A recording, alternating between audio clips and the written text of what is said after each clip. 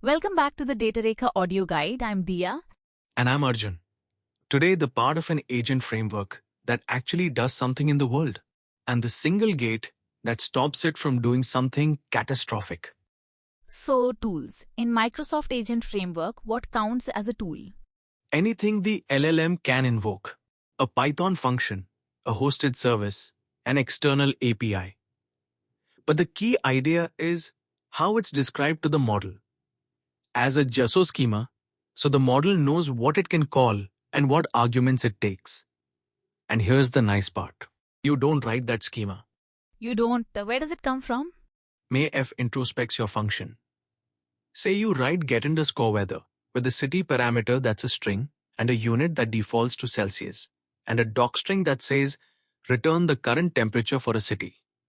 You hand that function to the agent, and MF reads the signature, reads the type hints, and builds the wire format for you. You write ordinary Python. The framework handles the plumbing. But the model never sees my Python. It only sees that generated schema. So how does it know what unit even means? And that's the subtlety people miss. By default, the model only sees the type and the parameter name. Unit, a string. Often enough, sometimes not. So there's a tool. You annotate the parameter with a field description. You literally write Celsius or Fahrenheit next to it.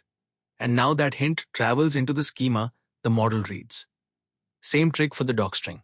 It becomes the tool's description. So write it for the model, not for a human. Tell it what the function does and when to call it. So the docstring isn't documentation in the usual sense. It's a prompt. It's a prompt aimed at the model. And one more rule. Whatever the function returns has to be JSON serializable. A dict, a list, a number. Because MIF serializes it straight back to the model as the tool result. Okay, now the scary case. Some tools don't just read. They act, send an email, delete a user, charge a card. I don't want a language model firing those off on a whim. And this is the most important thing in the lesson. MIF has human-in-the-loop approval. You wrap the dangerous tool. Say delete_user. Permanently delete a user account. Irreversible. You wrap it in approval required. And now, instead of executing, the framework pauses. It surfaces the proposed call up to your application and waits. Pauses and waits. So it streams out an event, basically saying, I want to call delete_user with this argument. Is that okay? Exactly. You're streaming the run, and an event comes back. Tool approval requested. It carries the tool name and the arguments. Your UI shows a human the exact call. Delete user U_42 with a confirm button. The human approves, and only then does it execute. Or they deny, with a reason, and it never runs. The LLM proposes, a human disposes. That's the whole philosophy in one line. And it's not paranoia. Here's the concrete threat. Models get prompt injected through the documents they retrieve.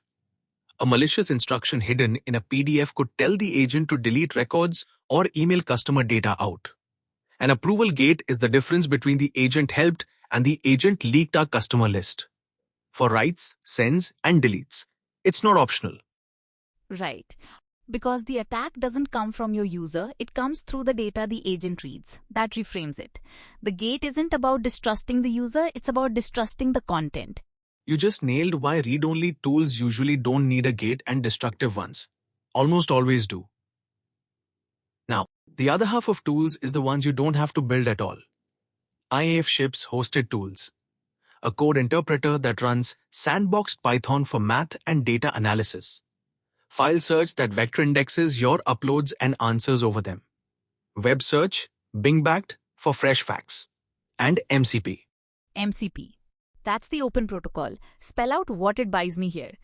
Model Context Protocol. The standard for give my agent access to this external system. Normally, to connect your agent to GitHub or Notion or your internal API, you'd write custom glue code for each one.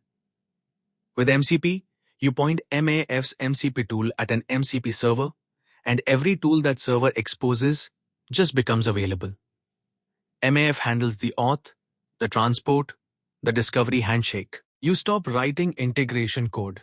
If a vendor publishes a server, your agent can use it. Which sounds like a license to bolt on 20 tools and call it a day. I'm guessing that backfires. It backfires badly. And this is the gotcha. The model gets worse at picking the right tool as the list grows. The sweet spot is somewhere between 5 and 15 tools. Past that, accuracy drops. So the fix isn't longer docstrings. It's routing. A lightweight agent classifies the intent first, then dispatches to a specialist that only sees the 5 to 10 tools that actually matter for that job. So one last sanity check. What does MAF genuinely handle and what's still on me? It handles schema generation, the tool call loop, running tools in parallel, and error handling. If your tool throws, the exception gets fed back to the model as an error message instead of crashing the run. What it does not do for you: retry logic with backoff, checking that this particular user is allowed to call this tool, and rate limiting across users. Those are yours. So the one sentence to walk away with? A Python function plus a docstring is a tool, but the line between a helpful agent and a disaster is the approval gate you put in front of anything that writes, sends, or deletes. Propose, then dispose. That's the Datarekha audio guide. See you in the next one.